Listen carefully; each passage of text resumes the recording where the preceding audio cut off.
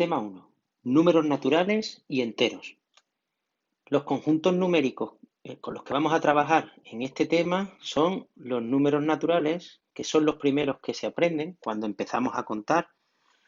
Incluyen números como el 1, 2, 3, 4, 5. Es un conjunto infinito de números, numerable, igual que los números enteros, pero lo que los distingue es que son positivos. Por eso también el conjunto de los números naturales se conoce como el conjunto de los números enteros positivos. Los números naturales están comprendidos en conjuntos numéricos más grandes y el inmediatamente superior sería el conjunto de los números enteros, que están formados por los enteros positivos naturales, los enteros negativos y el cero. El cero es fundamental porque es el número que no tiene signo y sirve como de espejo. Es decir, nosotros ubicamos el cero en el centro y después nos desarrollamos en esa recta numérica los naturales positivos y como reflejo a la misma distancia de este cero situamos los enteros negativos. El signo simplemente nos da la orientación en la que nos tenemos que mover en esta recta que acabo de representar. Es decir, los positivos están a la derecha y los negativos a la izquierda. Cuando nosotros representamos el 1 y el menos 1, estamos diciendo que nos encontramos a la misma distancia de cero, que es una unidad. Con el signo menos estamos diciendo que es una unidad hacia la izquierda y con el signo más estamos diciendo que es una unidad hacia la derecha. Por tanto, a lo largo del tema trabajaremos con los números enteros como conjunto numérico y dentro de los enteros distinguiremos los enteros positivos, que son los naturales. Por ser positivos y porque se pueden diferenciar de manera fácil, no se incluye el signo. Los enteros negativos, que sí que incluimos el signo, serían menos 1, menos 2, menos 3, y el 0, que sería un número independiente de estos dos conjuntos numéricos, porque el 0 no tiene asignado ningún signo. A continuación, estudiaremos una serie de definiciones y de propiedades básicas de los números con los que vamos a trabajar. La primera propiedad o la primera definición que nosotros queremos dar es la de múltiplos y divisores. Ahí aparece la definición de múltiplo de una manera genérica. Vamos a intentar introducir el lenguaje algebraico, por eso empezamos escribiendo con letras, que es el lenguaje de las matemáticas. Pero siempre pondremos un ejemplo que nos dé una idea de qué es lo que significa. Hablamos de la noción de múltiplo. Dice que un número entero que representamos con la letra A se dice que es múltiplo de otro entero que representamos con la letra B si existe un tercero llamado C, de manera que se cumple que A lo puedo escribir como multiplicación de B por C. Por ejemplo, decimos que el 6 es múltiplo de 2. ¿Por qué? Pues porque existe el 3, de manera que el 6 lo puedo expresar como 2 por 3. Como definición recíproca a la de múltiplo tenemos la de divisor, que nos dice que dado un número entero, D es divisor de otro número entero, E, si al dividir E entre D la división es exacta. Antes decíamos que el 6 es múltiplo de 2. ¿Por qué? Porque existía otro número que era el 3, de manera que el 6 se podía expresar como 2 por 3. Ahora podemos decir que el 2 es divisor de 6, por esa misma razón, porque cuando nosotros dividimos el 6 entre 2 nos da una división exacta, y esa división, el resultado de esa división sería exactamente ese número, el 3. Consecuencias de estas dos primeras definiciones podemos deducir la definición de números primos y números compuestos. Hablamos de números primos como aquellos enteros que tienen exactamente 4 divisores, el más menos 1, el propio número y su opuesto. Esta no coincide con la definición que se daba en primaria en cursos anteriores de números primos. Se os decía que un número era primo si era divisible por sí mismo y por la unidad. La definición concreta es la que acabamos de presentar. Un número es primo si tiene exactamente 4 divisores.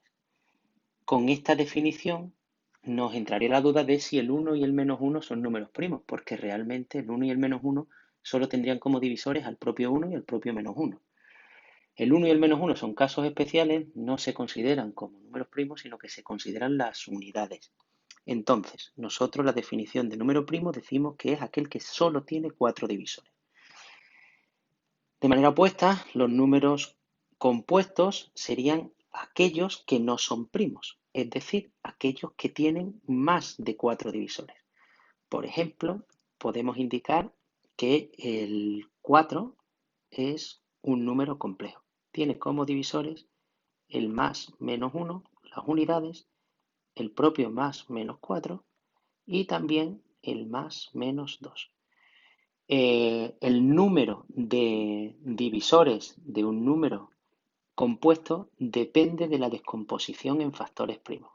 Que tenemos que tener en cuenta o que recordar que el 4 se descomponía en números primos como 2 al cuadrado. Esta definición nos lleva a la siguiente propiedad que vamos a dar, que serían los criterios de divisibilidad. Los criterios de divisibilidad son reglas que nos ayudan a descomponer en factores primos a los números de manera un poco más sencilla. Simplemente son reglas fáciles de recordar. Iremos viendo criterios de divisibilidad de ciertos números primos, los primeros, y de ciertos números compuestos, también los números más bajos. Aunque criterios de divisibilidad existen de muchos números más de los que nosotros vamos a ver. Comenzamos con el criterio de divisibilidad del número 2. Nos dice que un número es divisible entre 2 si su última cifra, es decir, la que ocupa la posición de las unidades, es el 0 o una cifra par. Ponemos de ejemplo que el 130 es divisible entre 2 porque termina en 0, o el 1452 simplemente fijándonos en esa última cifra, que sería la de las unidades el 2, como es una cifra par, diríamos que es divisible entre 2. El siguiente sería el criterio de divisibilidad del 3. Decimos que un número es divisible entre 3 si al sumar todas sus cifras, todas las cifras que componen ese número, el resultado es un múltiplo de 3. Por ejemplo, el 1452 nosotros sumaríamos 1, 4, 5, 2, de manera que nos da 12. El 12 se sabe o se debe de saber por las tablas de multiplicar que aprendimos que es múltiplo de 3, y es múltiplo de 3 porque el 12 se puede expresar como 4 por 3. Entonces indicamos que el 1452 también sería divisible entre 3. El siguiente criterio hace alusión a un número que no es un número primo, que sería el 4, que es un número compuesto. Lo que ocurre es que tiene un criterio de divisibilidad también bastante sencillo. Decimos que un número es divisible entre 4 si sus dos últimas cifras, la de las decenas y la de las unidades, forma un número que es múltiplo de 4. Por ejemplo, el 1452 otra vez nos tendríamos que fijar en el 52. Entonces, cuando nosotros dividimos 52 entre 4 nos da una división exacta que es 13, o lo que es lo mismo, el 52 es múltiplo de 4 porque se puede expresar como 4 por 13. Todo esto, o esta última, se puede explicar de manera sencilla. ¿Por qué solo nos tenemos que fijar en las últimas dos cifras? Pues por algo muy sencillo. Porque nosotros tenemos que el 100 es divisible entre 4, porque se puede expresar como 4 por 25. Y el 100 incluye las dos últimas cifras. Entonces, cualquier número que nosotros pongamos, por ejemplo, el 152 sería igual que 100 más 52. El 100 sabemos que es múltiplo de 4, igual que todos los números que terminan con un doble cero. Luego solo tendríamos que mirar si el 52 también sería múltiplo de 4. Por eso nos tenemos que fijar en esas dos últimas cifras, porque cualquier número que nosotros cojamos, imaginaos, el 45.300, cualquier número que nosotros pongamos que tenga sus últimas dos cifras con ceros, como es múltiplo de 100, también será múltiplo de 4, porque el 100 incluye el 4 en su descomposición en factores primos. Por tanto, cualquier número tenga las cifras que tenga, solo nos tenemos que fijar en las dos últimas, porque las otras tres incluyen al 100. Sería el 45.300 más el 52. El 45.300 es múltiplo de 100, por tanto es múltiplo de 4, y el único que tenemos que buscar es esas dos últimas cifras, que sería ver si es múltiplo también de 4.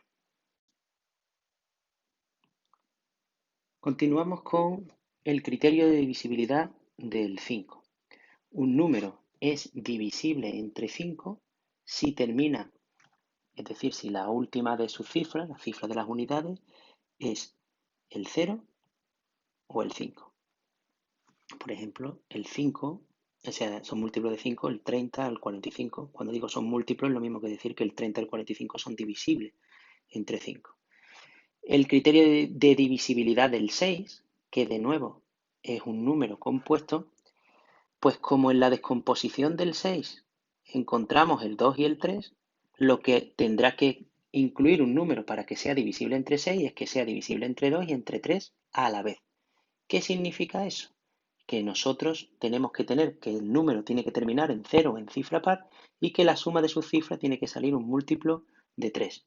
El número que teníamos en el ejemplo de antes, el 1452, veíamos que era múltiplo de 2 porque terminaba en 2 y múltiplo de 3 porque la suma de sus cifras era un múltiplo de 3.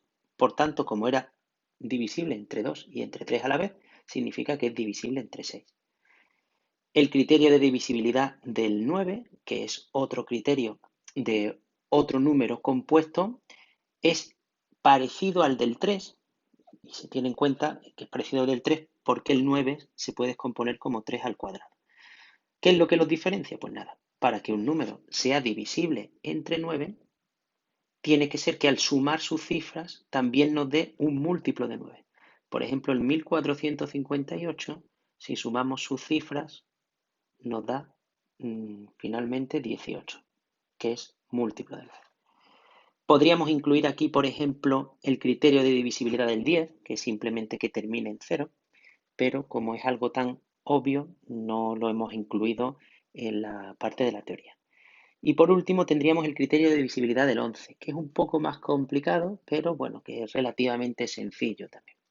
Dice que un número es divisible entre 11 si la diferencia entre la suma de las cifras que ocupan una posición par y la suma de las cifras que ocupan una posición impar da como resultado un múltiplo de 11. Por ejemplo, nosotros tenemos aquí el 10.527. Las cifras que ocupan una posición impar serían el 7, el 5 y el 1. Da igual si se empieza de izquierda a derecha, de derecha a izquierda. Y las cifras que ocupan una posición par sería el 0 y el 2. Pues se cogen las cifras que ocupan la posición impar, 1, 5 y 7. Se suman, es decir, nos quedaría 13. Cogemos las cifras que ocupan la posición par, que sería el 0 y el 2. 0 más 2, 2. Y ahora se restan esas dos sumas, esas dos cantidades. 13 menos 2, 11, que sabemos que es múltiplo del propio 11. Como curiosidad, podemos añadir que aquellos números capicúas con un número par de cifras siempre serán múltiplos de 11. Los números capicúas son aquellos que se leen igual de izquierda a derecha que de derecha a izquierda. Como es un número par de cifras, coincidirán las que ocupan posición par y las que ocupan posición impar, y en esos números capicúa, esa resta de las sumas de esas cifras siempre será 0. Y el 0 es múltiplo de cualquier número, porque siempre lo podemos expresar como multiplicación del propio número por el propio 0. Pasamos a calcular el máximo común divisor y el mínimo común múltiplo que utilizaremos en la resolución de problemas en este tema, y que utilizaremos, por ejemplo, el mínimo común múltiplo en las operaciones con números fraccionarios en temas posteriores. Bien, empezamos definiendo o empezamos indicando cómo se calcula el máximo común divisor y el mínimo común múltiplo de varios números naturales, y después lo que hacemos será ampliar esta definición a varios números enteros. En primer lugar, como paso 1, lo que hacemos es descomponer en factores primos todos los números que nos indican que tenemos que calcular. Una vez que hemos descompuesto esos números, como paso 2, lo que tendremos que realizar será, para calcular el máximo común divisor, multiplicaremos los factores comunes elevados al menor exponente. Para calcular el mínimo común múltiplo, multiplicaremos los factores comunes y no comunes elevados al mayor exponente. Vamos a ver cómo se calcula máximo común divisor y mínimo común múltiplo aplicando estas reglas. Empezamos con el paso 1, que nos dice descomposición en factores primos. Descomponemos en factores primos el 135. A lo largo del tema daremos formas sencillas de descomponerlo. Nosotros empezamos aplicando lo que acabamos de explicar de las reglas de divisibilidad. El 135 no es divisible entre 2, que sería el menor número primo del que hemos dado un criterio de divisibilidad. Sin embargo, del 3, si sumamos las cifras, 5 y 3, 8 y 1, 9, es múltiplo de 3 y es múltiplo de 9. Luego también contiene al 9 en su descomposición. Empezamos por el 3, que sabemos que es el número primo que es divisible, por el que es divisible. Dividimos 135 entre 3 y nos quedaría 45. Ese 45, si sumamos la cifra, otra vez 9, luego sería otra vez divisible entre 3. Colocamos de nuevo ese 3, 45 entre 3, 15. El 15 de nuevo es divisible entre 3, que nos queda 5, y ya el 5 es un número primo que es divisible entre sí mismo. Luego, por eso, en la descomposición en factores primos del 135 aparece el 3 al cubo de esos 3 de la descomposición y multiplicado por 5 de este último 5. Actuamos de manera análoga para el 90 y para el 180. Con el 90 lo haríamos de una manera similar. Tenemos el 90, ahora termina en 0, luego es divisible entre 2, nos quedaría 45. Y aquí ya podríamos aprovechar también la descomposición que habíamos realizado antes, porque nosotros aquí tenemos también el 45, cuya descomposición sería el 3, 3, 5. Es decir, que el 45 es la descomposición y por abreviar podríamos también poner que es 3 al cuadrado por 5. De manera que si nosotros añadimos ese 2, nos quedaría que la descomposición del 90 sería 2 por 3 al cuadrado y por 5.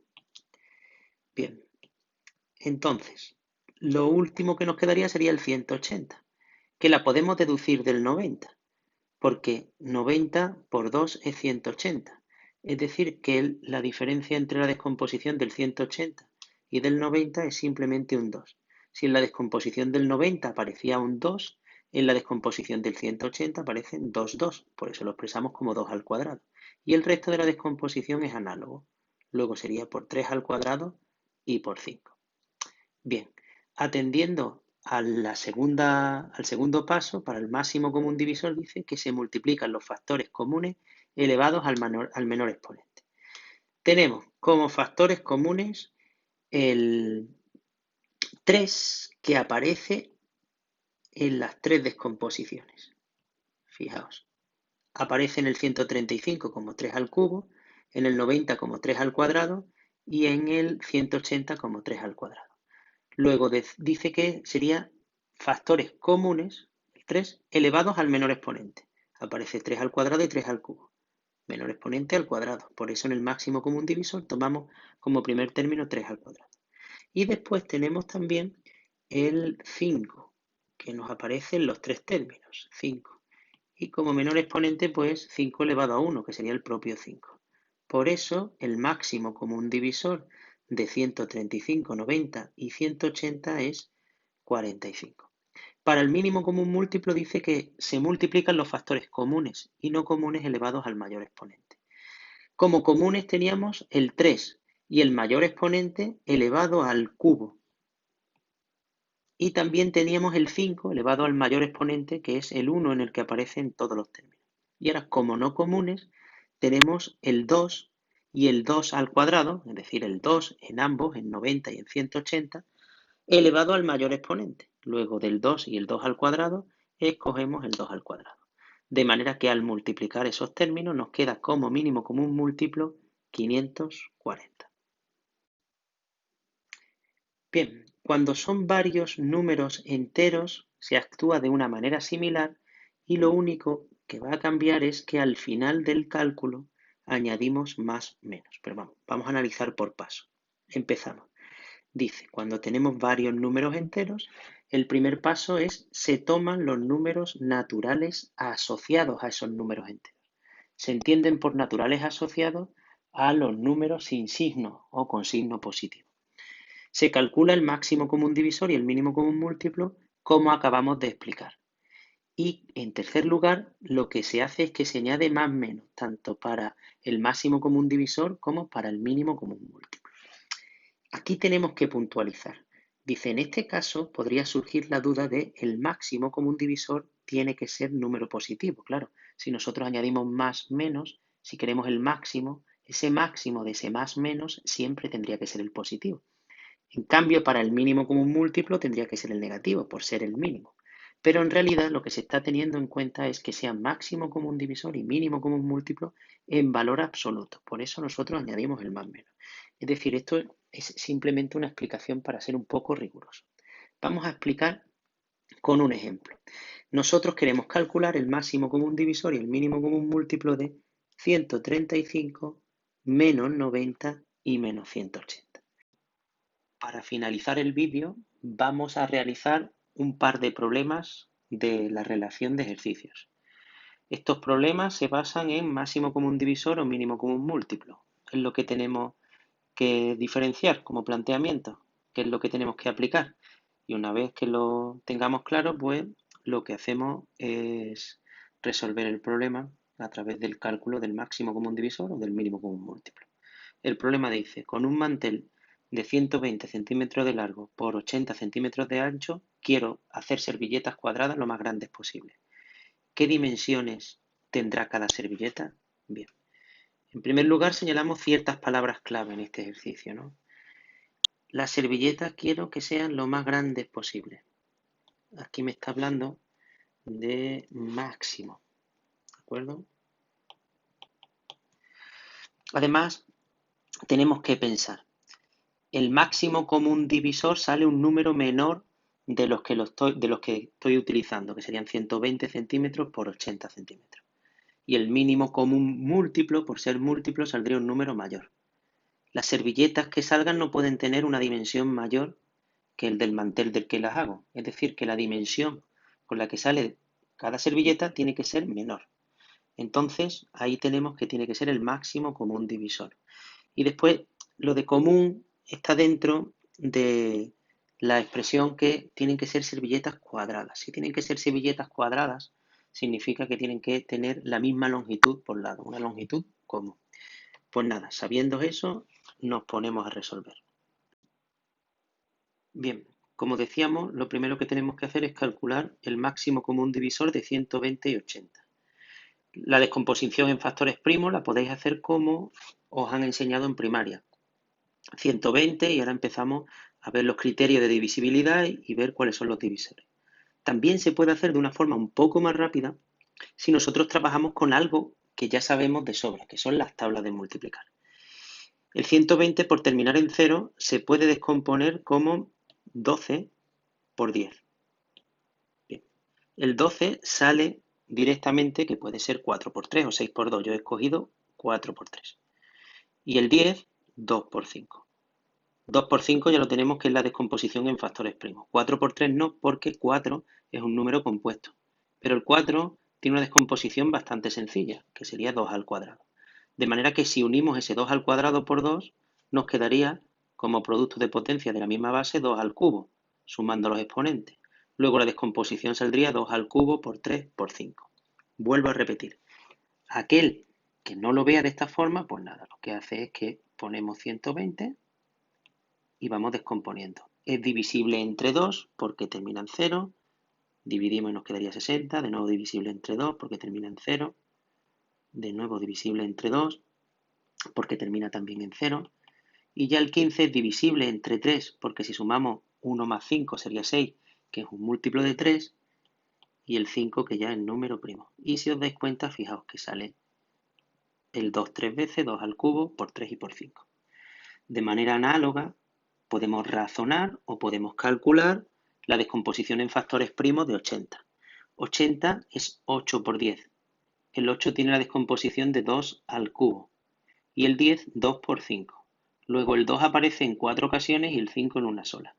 Por tanto, la descomposición de 80 sería 2 a la cuarta por 5.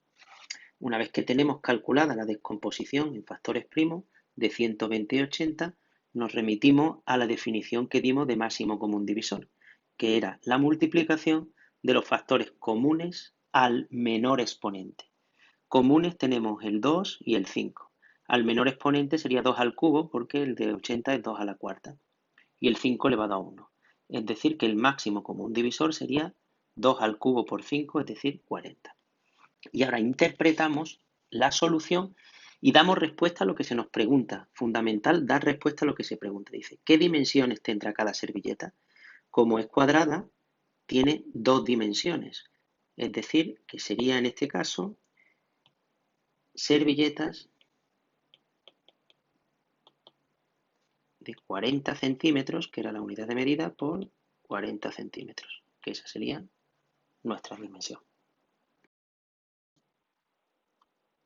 El último problema tipo que vamos a explicar es el que nos dice, María se toma la tensión cada 20 días y Juan cada 30. Si han coincidido hoy, ¿cuándo volverán a coincidir de nuevo? Aquí tenemos que decidir si es máximo común divisor o mínimo común múltiplo. No hay ninguna palabra clave, pero sí que tenemos que utilizar la lógica. ¿Qué lógica? Pues nada, tendrán que coincidir un número de días mayor del que van. No pueden coincidir en un número de días menor. Es decir, si María va cada 20 días, no puede coincidir con Juan cada 10. Es un sinsentido, porque ella va cada 20. Y lo mismo ocurriría con Juan, que va cada 30. Luego no puede coincidir con María un número menor, tiene que ser números mayores. Para que nos salga un número mayor, tiene que ser el mínimo común múltiplo. Ojo, no hay que echar cuenta en lo de mínimo. Mínimo es por pequeño, por el más pequeño, pero es múltiplo porque va a ser mayor que esos dos. Entonces, de todas formas, si a alguien le da por calcular el máximo común divisor, en este caso nos saldría 10 y ya digo, no pueden coincidir cada 10 si van cada 20 y 30 días respectivamente. Luego tiene que ser un día, un número de días mayor. Así que mínimo común múltiplo. Realizamos las descomposiciones como os he indicado antes, utilizando las tablas de multiplicar. 20 es 4 por 5 y el 4 es 2 al cuadrado. Luego la descomposición en factores primos de 20 sería 2 al cuadrado por 5. 30 es 6 por 5, luego sería 2 por 3 por 5. Mínimo común múltiplo de 20 y de 30, que serían los factores comunes y no comunes al mayor exponente. Tenemos como comunes 2 y 5. Al mayor exponente 2 al cuadrado y 5 elevado a 1. Y como no común el 3. Luego, mínimo común múltiplo sería 2 al cuadrado por 3 por 5. Es decir, 60. Y ahora respondemos a lo que nos pregunta. Dice, ¿cuándo volverán a coincidir de nuevo? Pues nada, coincidirán justo a los 60 días, utilizando la misma unidad de medida de los números que nos proporciona el problema.